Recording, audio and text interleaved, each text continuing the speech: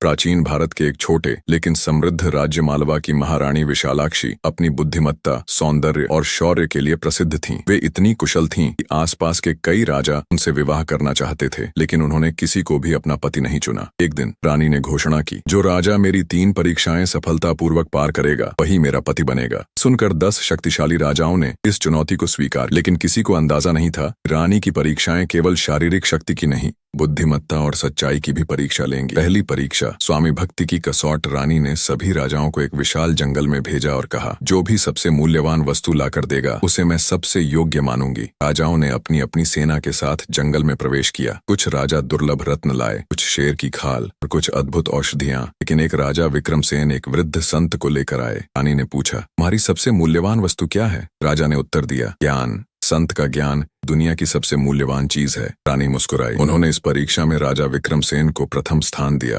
दूसरी परीक्षा, साहस की अग्नि परीक्षा।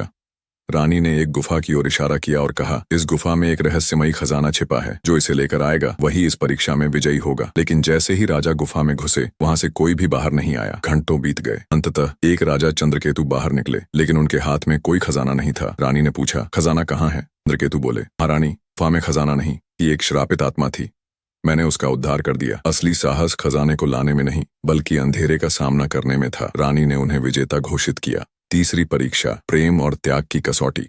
रानी ने कहा, जो मुझे सच में प्रेम करता है वह मेरे लिए अपना सबसे प्रिय त्याग करेगा। राजाओं ने अपने मूल्यवान आभूषण, राजगद्दी और सेना तक छोड़ने की बात कही, लेकिन एक राजा अर्जुन देव ने आगे आकर कहा, मैं तुम्हें प्यार नहीं करता, बल्कि तुम्हारी बुद्धिमत्ता का सम्मान करता हूँ। अगर सच्चा प्रेम त्याग है तो मैं तुम्हारी स्वतंत्रता का त्याग नहीं करना चाहता। रानी मुस्कुराई और बोली, तुम ही मेरे योग्य हो, क्योंकि प्रेम अधिकार नहीं, स्वतंत्रता देता है। रानी ने अर्जुन देव को अपना जीवन साथी चुना, लेकिन 9 अन्य राजाओं को अपने मंत्रिमंडल में शामिल किया, ताकि राज्य की भलाई के लिए उनका ज्ञान और शक्ति काम आ सके।